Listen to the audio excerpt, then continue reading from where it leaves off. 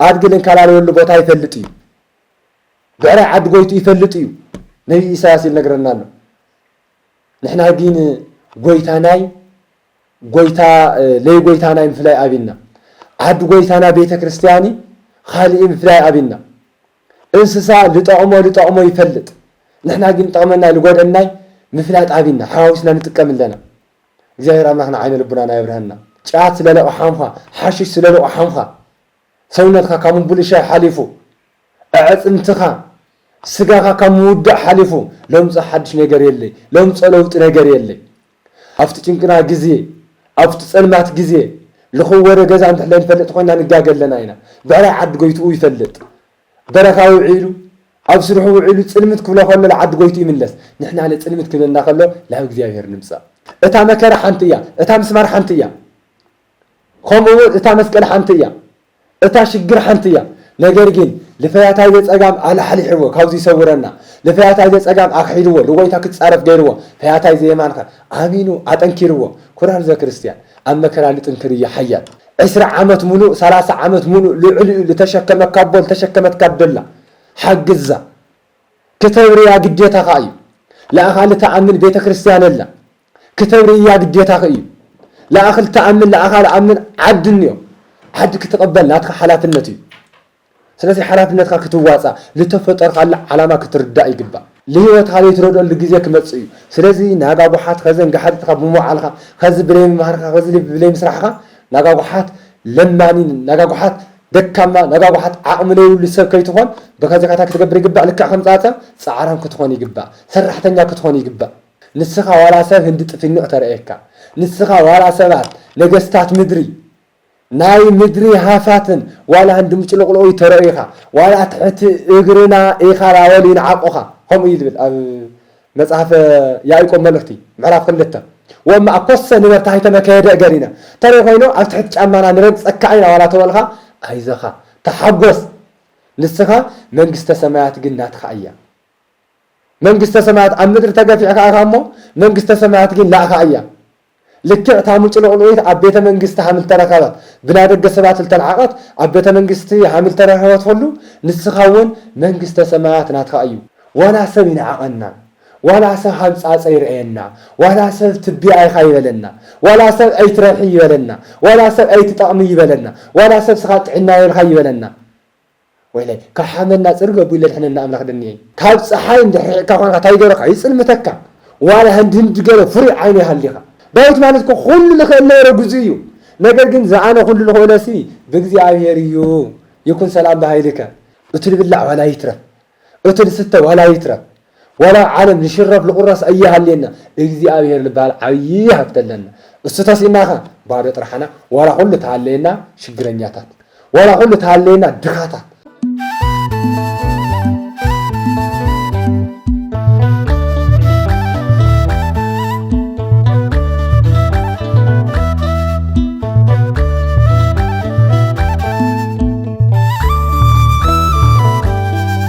بسم الله وولد ومنفس قدوس أهادو أملاك أو قويتا سراويت እግዚአብሔር أملاخنا تسعات زيا باركا قديسها نحنا قالها كنسمع أملاخنا قدوس እግዚአብሔር قالها كتنقرنا بزا ساعات زيا سلال فقرخنا خبري مسقانا أملكو وداسي ناتخا أيمون عاكا يكون التخورهم أمن العالم هونهم تمريازي التكاتاتلو قال እግዚአብሔር لتمهارو أحواتي أحاتي لعاهم دما أبوتاتي أديتاتي بسم اتو اسكاموت لفتونا ولا እግዚአብሔር بمركوتو ولا مريم بتسئتو مدهاني عالم يسوع كريستوس سلام كلكم يدلي سلام لحد أنكاتهم እግዚአብሔር أملاخنا آمين እግዚአብሔር يمسجن كنولو عندبتنا سلالخافتنا خبري مسجانا أملكو داسية ناتو يمو خزون يخبر يمسجن እግዚአብሔር أملاخنا تسعات زيا اندحر باريخو اندحر قديسو يهبنا أفتا ساعات زيا لأيه بدوي لأخاتهم لما أولد لكم وخوينهم قال እግዚአብሔር كمهرنا أيو قالوا المصحف إيوب معرف 10 تخلته فؤدي شوعته كابل اللول عنا كلمة هارينا لمهر لقصص حدا من فس قدس يمو እግዚአብሔር አምላኽና ለቦታትና ነቢያት ብትንቢት ለቦታትና ሐዋርያት ብስብከት ለቦታትና ሊቃውንት ብምስጢር ልረዳ አምላኽና ለአይለ አኽሜ እውን አውለልና የሆይና ቃሉ አነ ክናገር ንስኻትም ድማ ክትሰምዑ እግዚአብሔር አምላኽና ይርዳአና። ቃሉ ከምዚ ይብል ተሰአለሙ ለእንስሳት ወይነግሩከ ወለአዕዋፍኒ ዘንውከ። እንስሳት ጠይቆም ከምህሮካ እዮም፣ ኣዕዋፍ ድማ ከረድኡካ እዮም። ትንቢተ ኢዮብ መጽሓፈ ኢዮብ ምዕራፍ 12 ቁፅሪ 7 እቲ ቃል እዚ ልተናገሮ ልፀሓፎ ጻድቁ ትዕግስተኛ ኢዮብ እዩ። ኢዮብ ማለት ኩላትና ከም እንፈልጦ ኣብ ዓለም ወይ ደሞ ኣብ ምስራቅ ዓለም ካብቶም ኣለው ዝተባሃሉ ዓበይቲ ሰባት ካብቶም ኣለው ዝተባሃሉ ሰብሃፍቲ ማዕሮ ብዙሓት ከፍቲ ብዙሓት ጥሪት ብዙሓት እንስሳ ከምኡ እውን 10 ቆልዓ 7 ወድና 3 ጓላት ዝነበሮ ነገር ግን ኣብ መዓልትታት ለቦና ኢዮብ ብሰይጣን ተፈቲኑ ኩሉ ለለዎ ሲኢኑ ጥርሑ ልተረፈቦ ጥርሑ ሓደ ርእሱ ምስ በዓልቲ ገዝኡ ልተረፈ ተሰውነቱ እውን ብቁስሊ ልተወዓቦ እስካብ መጨረሻ ደግሞ ብምስጋና ልጸንዐ እግዚአብሔር ወሃበ ወእግዚአብሔር ነሳ እግዚአብሔር ይሁ እግዚአብሔር ወሲዱ ራቄ ወጻይኩም ከርሰ እምየ ወራቄ እገብእ ውስተ ከርሰ እምየ ውስተ ልበ ምድር ካብ ከርስነይ ዕርቃነይ ወፅየ ላብ ጉድጓድ ድማ ጥርሐይ ከኣት እየ ስለዚ እግዚአብሔር ይመስገን ኢሉ ለመስገነ ናይ ምስገና ሓርበኛ ናይ ምስጋና ኣቦ ናይ ምስጋና ጽንዓት ኣቦ ዝፀሓፈና ቃል እዩ። ስለ ቃሉ ከዝውን ብድጋሚ እግዚአብሔር አምላኽና ይኽበር ይመስገን። ቃሉ እንታይ ይብል ኢልና እንስሳት ጠይቆም ከምህሮካ እዮም፣ ኣዕዋፍ ጠይቆም ከረድኡካ እዮም። ኣዕዋፍ ማለት ብክንፊ ልበሩ ማለት እዩ። እንስሳት ማለት ደግሞ ብእግሪ ልሽክርከሩ ማለት እዮም። ነገር ግን እግዚአብሔር አምላኽና ለሰባት መጀመሪያ ክፈጥረና ከሎ ኣዕዋፍ እንስሳት ትሕቴና ገይሩ ይፈጢርዎም ነይሩ። ምክንያቱ ሰብ ማለት ንጉስ ፍጥረት እዩ። ሰብ ማለት ኣብ ዓለም ለሎ ብክንፊ ልበርር ሰብ ማለት ብእግሪ ለሽከርክር ኣብ ባሕሪ لتفرالي انسسات لله ناي عصات زمد كجزء التفترة خور فترتي نقص فترتي نقص مدري بحاصيرو أب معكل يد حيزو لكم محاضر لتفترة فترتي نجر جن حد جزء السب كان انسسات يوردي انسسات مالت بو انهم لمهرة او انهم لتذكر او انهم لمجلس سجا ونفس خام لبن لسجانا كنا متجولهم قالهم دمو لا أتمرينا لإجزاء لا أتمرينا إجزاء غير كنا مسكين اللهم كنا بنقوم لتفتر فترة تاتية ممكن يعطوا أريد فترة تالي نجرنا مجمرة إجزاء غير عالم فتيرو لتفعل عليه فترة عالم لله كاب سنة تسكح حمس مسفترة وري إجزاء غير كما سنة إجزاء غير صبوخهم لخوان رأي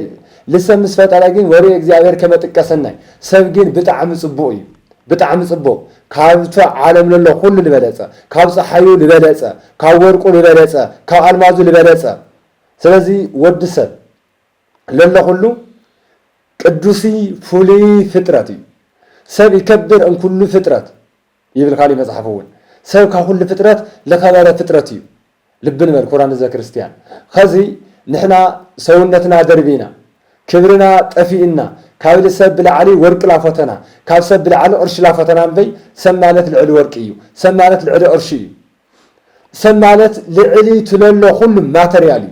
مكنياتو سمالت بأرأي سلاسي اللي تفتر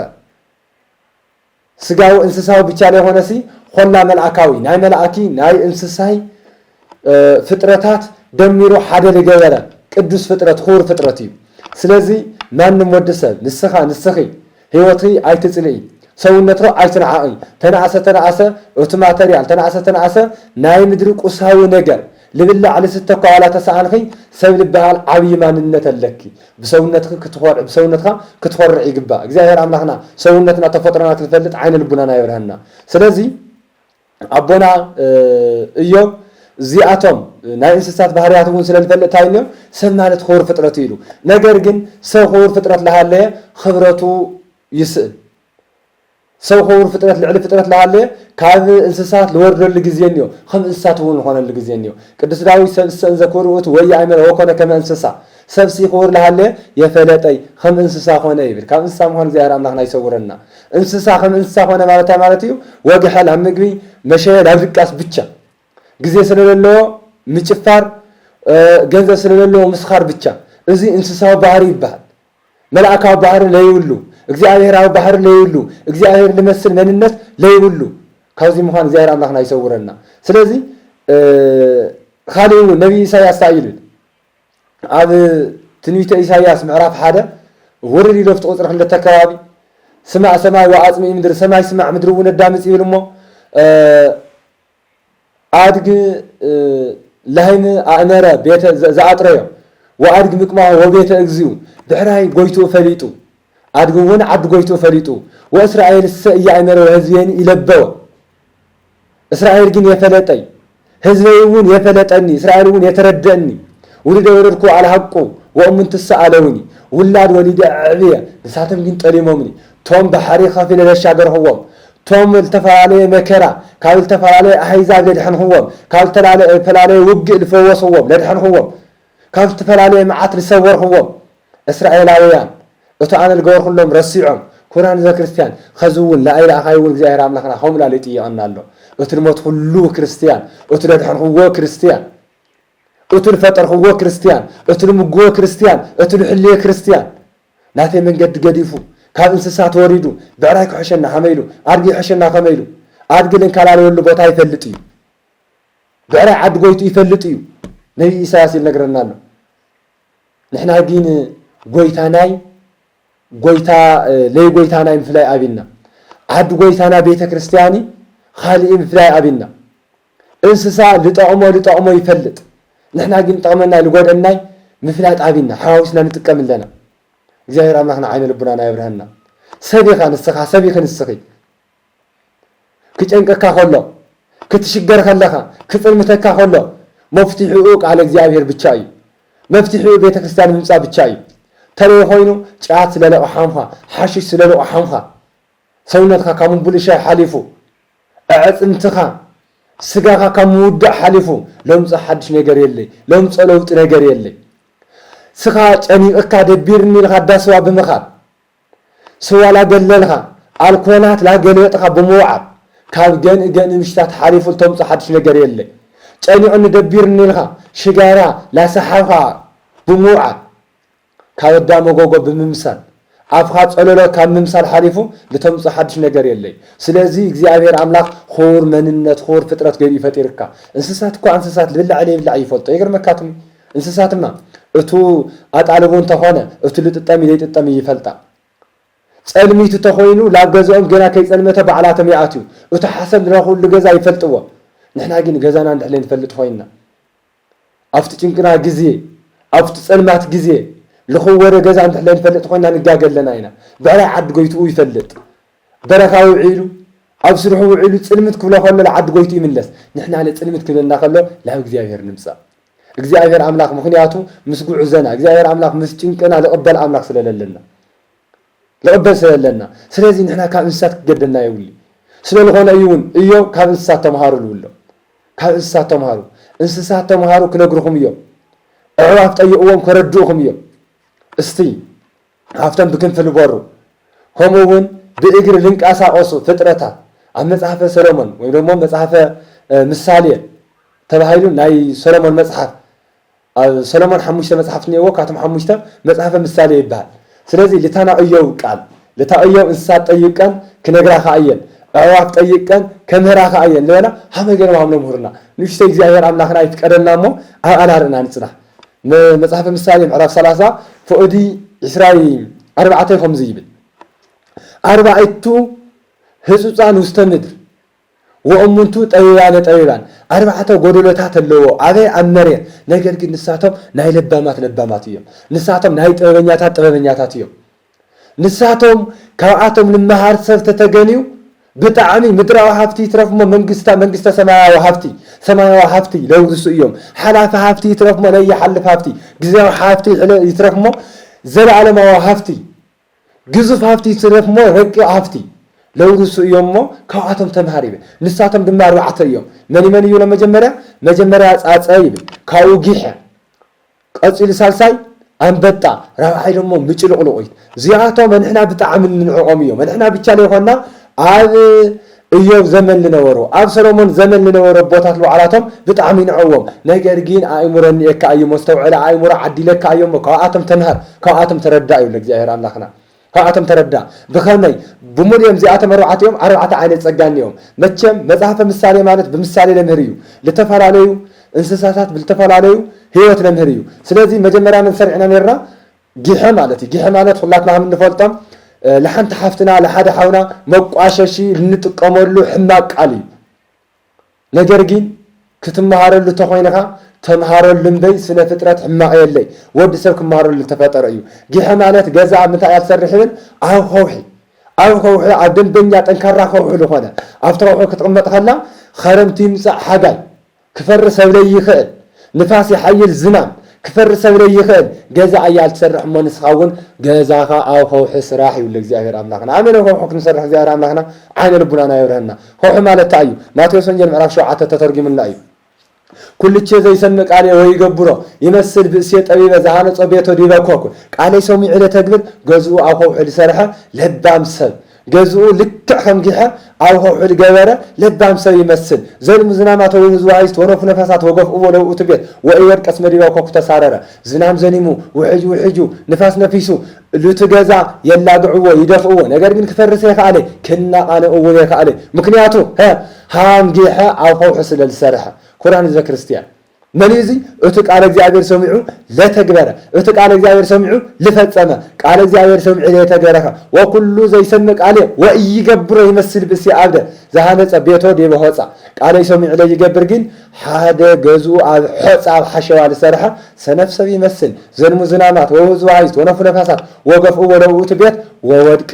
ወኮነ ድቀተ ኣብየ ካብዚ መሐረና ዝናማት ክዘንሙ ከለው ውሕጅ ከሎ ንፋስ ክነፍስ ከለሲ ወደ አዋራድኡ ድማ ኹፉእ ኾነ ምክንያቱ ቃሉ ሰሚዑ ለተግበረ ቃል እግዚአብሔር ሰሚዑ ተማሂሩ ኣብ ምትግባር ለየውዕለ ስለለኾነ ወወራድኡ ዓብይ ኾነ አዋራድኡ ኹፉእ ኾነ ምክንያቱ አዋራድኡ ልስዮል ስለለኾነ አዋራድኡ በርባሮ ስለለኾነ አዋራድኡ ልንጠርጦስ ለገሃነም ስለለኾነ እግዚአብሔር አምላክና ካዝ ሰውረና خلتيهم ልክ አምት ከዝን ሰምዓለና ቃል እግዚአብሔር ሰሚዑ እዮም ነገር ግን ተሓደ ቃል እግዚአብሔር ሰሚዑ አተግቢሩ ተሓደ ቃል እግዚአብሔር ሰሚዑ የተግበረ ተቃል እግዚአብሔር ሰሚዑ ለተግበረ በምንታይ ተመሲሉ ብታ ኣብ ከውሒ ሰርሐት ጊሐ ብለባም ሰብ ማለት እዩ ብትመጽሐፍ በምሳሌ እውን ነገርና እቱ ቃል እግዚአብሔር ሰሚዑ ለተግበረካ ብታ ዓሻ ሰብ ኣብ ሓሸዋ ሰርሐ ኣብ ሓሸዋ ተሰርሐ ደሞ ያው ውሕጂ ወስዶ ያው ታይ ማለት እዩ ናይ ምድር ዓመጻት ለለው ናይ ምድር ስርቂ ናይ ምድር ምጭራ ለለው ሁሉ አሸነፈሞ ብኡ ኸደ ይብል እግዚአብሔር አምላክና ካብዚ ሰውረና خلتهم ቃል እግዚአብሔር ሰሚዑም ይምና ንረ ኣብ ቀራንዮ ለኾነ ጊዜ በሓደ መድኃኒ ዓለም ኢየሱስ ክርስቶስ ኣብ ተሰቀለሉ ኣብ ዕፀ መስቀል خلተ ሰባት ሓደ በጸጋም ሓደ በየማን ተሰቂሎም ነይሮም خلتهم ፈያታይ ዘጸጋም ፈያታይ ዘየማን ወይ ደሞ ዳክርስና ጡጦስ ላተባሃሉ ፍለጡ እዮም እታ መከራ ሓንቲ እያ እታ ምስማር ሓንቲ እያ ከምኡ እታ መስቀል ሓንቲ እያ እታ ሽግር ሓንቲ እያ ነገር ግን ለፈያታይ ዘጸጋም አልሐሊሕዎ ካብዚ ሰውረና ለፈያታይ ዘጸጋም አክሒልዎ ለጎይታ ክትጻረፍ ገይርዎ ፈያታይ ዘየማንካ አሚኑ አጠንኪርዎ ኩራን ዘ ክርስቲያን ኣብ መከራ ልጥንክር ይሐያል ክርስቲያን ማለት በመከራ ሓሊፉ ክርስቲያን ማለት ከም ወርቅ ተፈቲኑ ወርቅነቱ ለፍለጠ خلتيهم ወርቅና ሓሰር ወይ ደሞ ወርቅና ዓፀይቲ ለሐውተትዮም ትዕፀይታ ይሆን ለሐውሽቲ ይየር ተወርቅ ኸታ ይሆን ይደምቅ ወርቅነቱ የመስክር ስለዚህ ኩራን ዘ ክርስቲያን አነ ንስኹምውን ገዛና ኣብ ከውሒ ሓኒፅና አነ ንስኹምውን ህይወትና ኣብ ከውሒ መስሪትና ወርቅ ክንኾን ይግባእ ወርቅ ክንኾን ይግባእ ልመፅእ ይምፅሓዊ ያው ሰማዕታት ብሓዊ ተፈቲኖም ሓሊፎም እዮም ከም ወርቂ ፈተኖሙ ለሰማዕት በእሳት ለሰማዕታሲ ልክዕ ከም ወርቂ ብሓዊ ምፍተን ሁሉ ብሓዊ ፈተኖም ኢሉ መጽሓፍ ብሓዊ ፈተኖም ስለዚህ አነ ንስኹም ሃም ፈያታይ ዘጸጋም ወይ ደሞ ሃም ኣብ ሓሸዋ ለተሰርሐ ገዛ ኣብ ፈተና ጊዜ ክንወድቅ ይግባእ ክንጥንክር ይግባእ ክጨንቀና ከሉ ለግዛ እግዚአብሔር ክንመጽእ ይግባእ አትመንእሰይ ከዚ ተለዓል ለተርስሉ ጊዜ ይኾነ ወረል ተውዝሕሉ ጊዜ ይኾነ አዳስዋ አዳቤራ አዳጫት አዳሐሽሽ አንጋሐጥትካ ልትውዕለሉ ጊዜ ይኾነ ከዚ ተለዓል 10 ዓመት ሙሉ 30 ዓመት ሙሉ ልዕልኡ ለተሸከመካ ቦል ተሸከመትካ ደላ ሓግዛ ከተብሪያ ግዴታኻ እዩ ለአኻል ተአምን ቤተ ክርስቲያን አላ ከተብሪያ ግዴታኻ እዩ ለአኻል ተአምን ለአኻል አምን ዓድንዮ ዓድ ክትቀበል ናትካ ሓላፍነት እዩ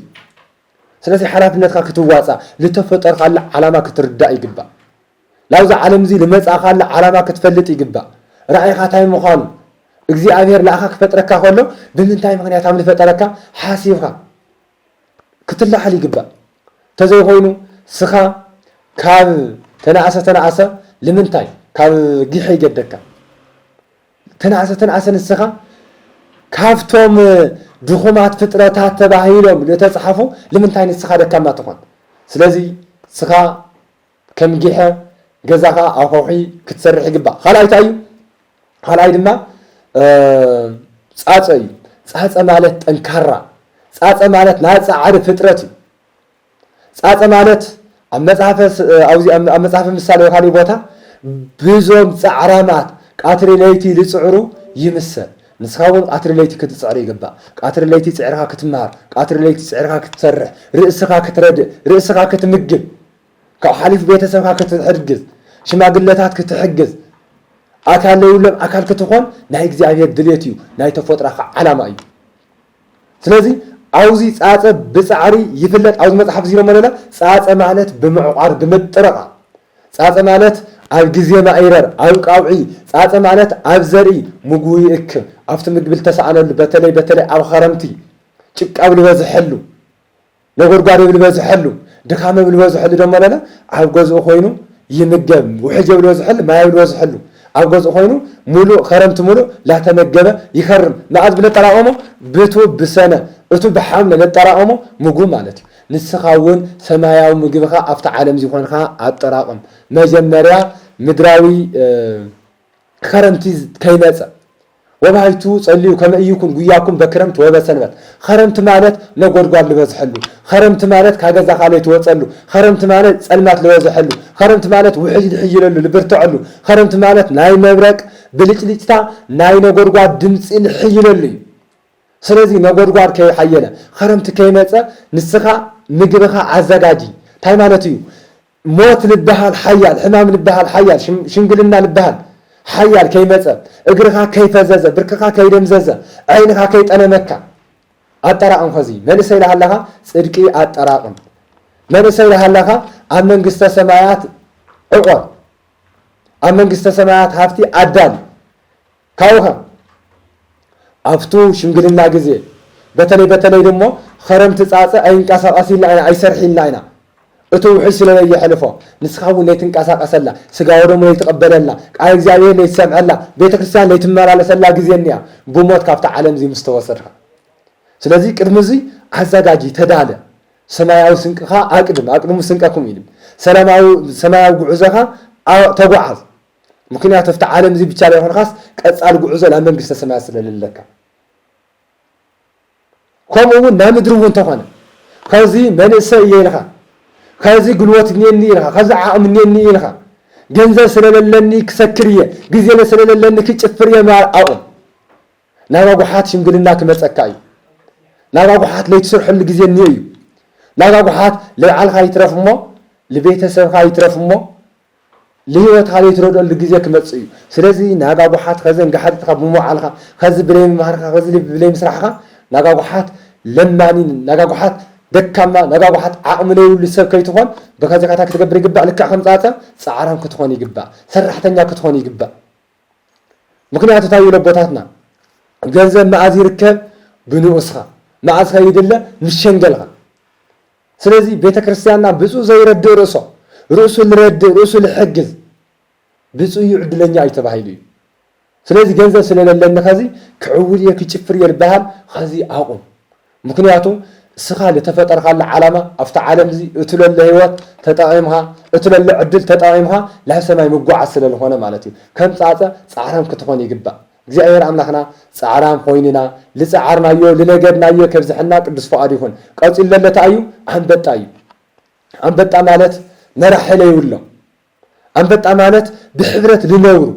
ብለይ ማንም መራሒ ቀበሌ ይውሎም ከንቲባ ይውሎም ክልል ይውሎም ዘዋ ይውሎም ጠቅላይ ሚኒስትር ይውሎም ነገር ግን በሰላም ይኖሩ አይገርመካትም በሰላም ይኖሩ እሳተም አንበጣ ማለት ካብ ጫፍ ጅቡቲ እስከ ጫፍ ሱዳን ኢትዮጵያ ሙሉ بحاد من قدي بحاد قعزة تقعيزهم تسمع عم يقعزوا نحن هاجن يترفدوا بلي مرحي بمرحون بسمع معابينا ምክንያቱ መጽሓፍ ኩሉ ጠንቂዮ ይነግርና ንህ ብሓደ መራሒ ተስማዕምዑ ይነብር ወታ ኣነ ዝር እግዚእቶ ለኣነህት ይብል ብዛሓንቲ ንግስቲ ወይ ደሞ ብዛሓደ ንጉስ ተስማዕምዖም ይነብሩ እቲ ለአፍር ይአፍር እቲ ልሰርሕ ይሰርሕ እቲ ማይ ነቐብል ይቐብል እቲ ጽገል ይጻጊ ነገር ግን ልክዕ ሕምሂብ እውን ክንስማዕማዕ ነርና ንጉስ እኳ የብልና ኢልና ልከነ መኽነለ ንጉስ ኣብለየለሉ ሰዓት መራሓይለ የብሉ ሰዓት ረመለለ ጠንኪርና ምእንታን ብሰላም ክንነብር አንበጣ መስል ነጊርና አንበጣ ብሰላም ይነብር ለው ዋላ መንግስተ ይሃለው ዓለም ዋላ ንጉስ ይሃለው ዓለም ሓደ ንጉስ ክርስቶስ ነየና ሓደ ንጉስ እግዚአብሔር ነየና ሓደ መራሒ እግዚአብሔር ነየና ለምንታይ አይና ንሕና ከመጣሊ ከመ እንስሳት ብዙይ ፈር ብዙይ ተ ከይተልዕል ከይተቀመጥ እዚያተዋና ብቻ ክንነብር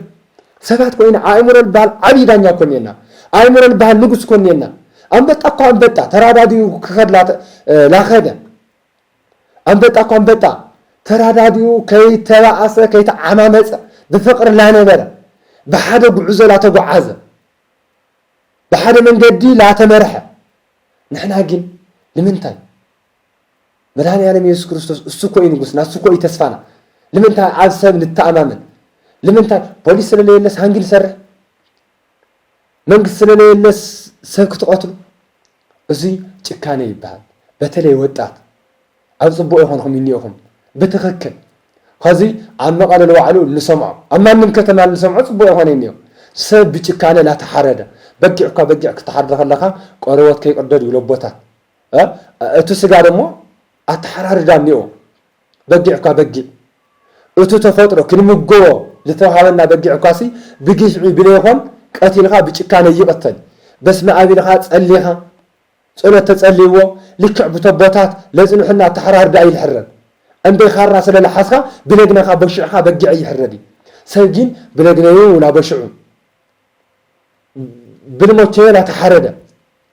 ኣብ ቤተ ክርስቲያን ክቕበር እኳ ሉላ ኣብ ካሻ ተገይሩ ኣብ ጽርግያ ላተደረበየ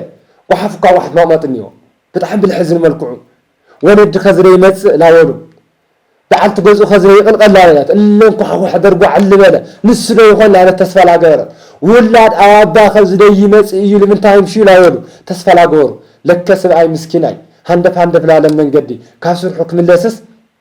ብጭካነ ተሓሪዱ ስለዚ ንምንታይ ኢና ንሕና መንግስቲ ስለሌለስ ንተሓራርድ መራሓ ስለሌለስ ክንባላ ክንሰምዕ ባ ይግባእ እግዚአብሔር እኮ ይርየና ኣሎ እዩ ልክዕ ኩሉ ግዜ ኣብ ገንበርና ካሜራ ድቅ እንተይሉ ልሰራሕናዮ ኩሉ እቲ ካሜራ ሃም ንሪኦ ሃም ንፈልጦ ኩሉ ንሕና ንገብረን ንሕና ንሓስበን ንሕና ንሰርሐን ብቃትሪ ይኹን ብለይቲ እግዚአብሔር ይርዮ ዓሻ ሰብ እግዚአብሔር ለይርኢ ይመስሎ ለኾነ ግዜ ቅዱስ ዳዊት ልተናገረ ቃል እኒኦ ቅዱስ ዳዊት ልበ አምላክ ልተናገረ ቃል እኒኦ ለኾነ ስደተኛ ፈላሲ ማለት ስደተኛ እዩ ወረከው ፈላሲየ ወቀተሉ ወይቤሉ እይርአዩ እግዚአብሔር እይርአዩኑ ዘፈጠራሁ ለዓይን ወይሰምዑኑ ዘተከላሁ ለእዝኒ ሓደ ስደተኛ ምስኪናይ ደፋዕ ላለ ላተጓዓዘ ላሃለ ብጸልማት እዩ ጸልማት ስለለኾነ እግዚአብሔር ይርኢ ኢሎምሲ ቀቲሎምዎ ኣዋተ መጀመርያ ኣዋተ ይሰምዑ ኢሎም ቀቲሎምዎ ወቂዖምዎ ይብል ምስ ሞተ ለለ እግዚአብሔር ይርእለይ ጸልማት ኢሎምሲ ጉሒፎምዎ ይብል እይርአዩኑ ዘፈጠራሁ ለዓይን ወይሰምዑኑ ዘተከላሁ ለእዝኒ ይብል ካብኡ እዝኒ ልፈጠረሲ ኣይሰምዒ ድዩ ዓይኒ ልተኸለ ልፈጠረሲ ኣይሰምዒ ድዩ ይሰምዕ ባ እግዚአብሔር ኣምላኽና ይርዳ እግዚአብሔር ኣምላኽና ስለዚ እግዚአብሔር ይርአየና ኣሎ እዩ እግዚአብሔር ናባ ውሓት ክፈርደና እዩ ብትልገበርናዮ ኩሉ ወይፈድዮ ሎ ኩሉ በከመ ምግባሩ ሰብ ብልሰርሖ ኩሉ ይፍረዶ እዩ ተባሂሉ ተጻሒፉ እዩ ስለዚ